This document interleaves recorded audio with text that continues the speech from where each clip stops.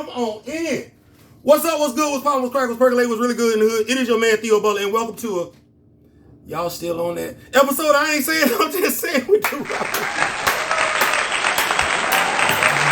Before we begin, like, share, subscribe. If you like, leave a comment. If you don't like, leave a constructive comment. If you want to say something else on this video, you can. I'm gonna go ahead and cut to the chase up. First of all, regardless of whether I agree with you or disagree with you, the fact that you reach out to me, I appreciate that, because it tells me that, you value my opinion. People don't have to agree all the time. They don't. It's just one of them things in life. So, Will Smith, Jada Pinkett, and Chris Rock. My cousin has reached out to me on like 3-4 separate occasions. Y'all see me, I be trying to move forward. I don't want to keep going back to the Oscars. Let me go ahead and say this right now. I don't want to keep going back to the Oscars. Why? Because personally speaking, I don't know Will Smith, I don't know Jada Pinkett Smith, and I don't know Chris Rock. Me constantly talking about this, I really do. As I say to people all the time that ask me, I do not particularly care for Jada Pinkett Smith's conduct.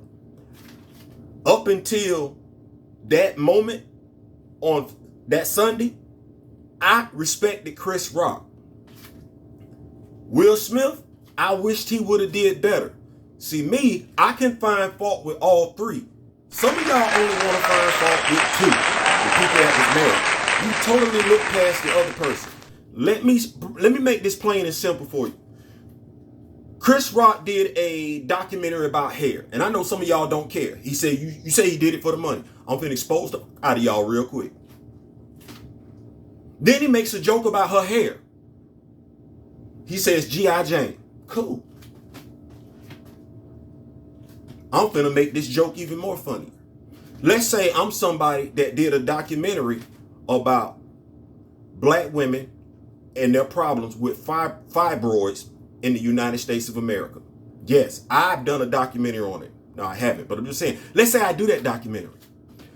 Mind you, because one of y'all said Chris only did it for the paycheck. He really didn't believe in their hair issues anyway. So that make it even worse. Like, I don't know why you said that to actually kind of justify his action.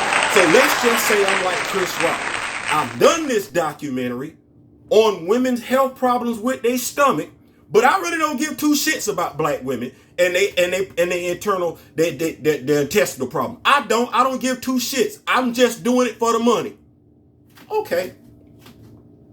Then we at the Oscars, which is being produced by a black man. Y'all keep talking about like Will Smith was the only one that knew that this was being produced by a black man. Chris Rock knew this was being produced by a black man. Y'all keep talking about all the other jokes that the comedians laid out there. This wasn't the joke that pissed off Will.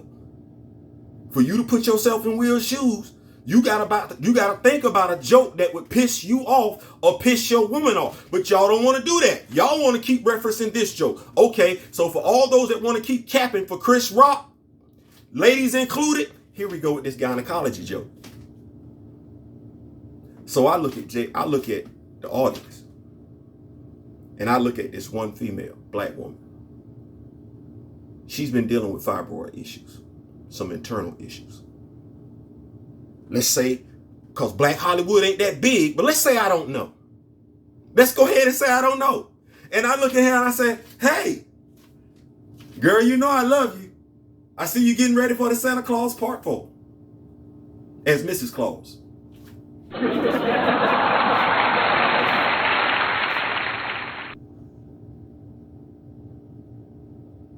Mrs. Claus ain't never been painted as no small female. She hasn't. She's been painted just as jovial as her husband. Maybe not as big as her husband, but let's be clear. Mrs. Claus is a curvy, plump woman.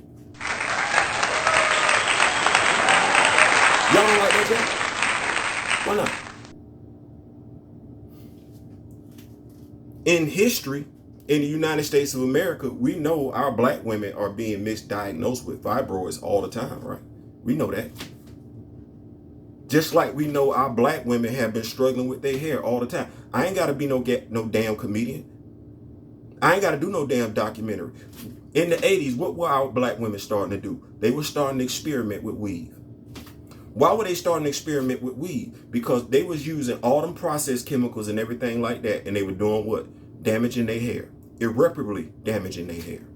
So what did they start doing in the 80s? Because some of us brothers was out here roasting our black women for doing it. They started wearing weave and wigs, started becoming prominent, right? Because we the same brothers. I know I did it. We was roasting them about their eyelashes too. Right? Right. We didn't necessarily embrace the sisters that started braiding their hair. Because, hell, we talked about them too. Right? Right. Even the sisters that started going natural. Because we had got so conditionally accepting to a black woman having straight hair, we roasted the sisters for wearing their hair natural too. Right? Right. Don't act like I'm the only one. Don't act like you were hiding from the damn one. You weren't. You were here for it. So now you want to cap for Chris Rock. You keep looking past his fault in this. And you want me to go along with it. Let me help y'all out. Stop. Stop. I'm going to point the finger at all three. If you're looking for me to excuse Chris Rock, I'm not. I'm not. I can't tell you what I would have did if that would have been Alicia Butler. But let me make it perfectly clear right here, right now. Y'all can call me Russell Wilson. Y'all can call me a simp. You can call me whatever you want to. But me and my wife go to a comedy club. I'm not part of your comedy routine, and neither is my damn wife. If you a male comedian and you make fun of my wife, when you clearly have me sitting right in front of you, you literally can make fun of the man. Like, respectfully speaking, we know the G code. You don't talk about a man's woman. You don't talk about the females in a man's family. You talk about that man if you're a man. We know that. That's the G code, whether you're a goddamn comedian or not. So when Theo Butler rolls up in the set in the comedy club and you a male comedian and you feel it's within your rights to target Theo Butler's wife, I can't tell you what Theo gonna do to you, but what I can tell you, what I can promise you, is what I can guarantee you is Theo gonna do something to you. I don't give a damn what any other man has to say. The only person that's gonna keep Theo Butler off of you is the woman you insulted. Whether you thought it was funny or not, that is the only woman, the only person that's gonna keep Theo Butler's off your ass. Whether you agree with this, what I just said or not, that's cool, that's fine. Hopefully today will be the last day I have to address this. Because if you've been talking to me for the past few weeks, ever since this went down, you know what?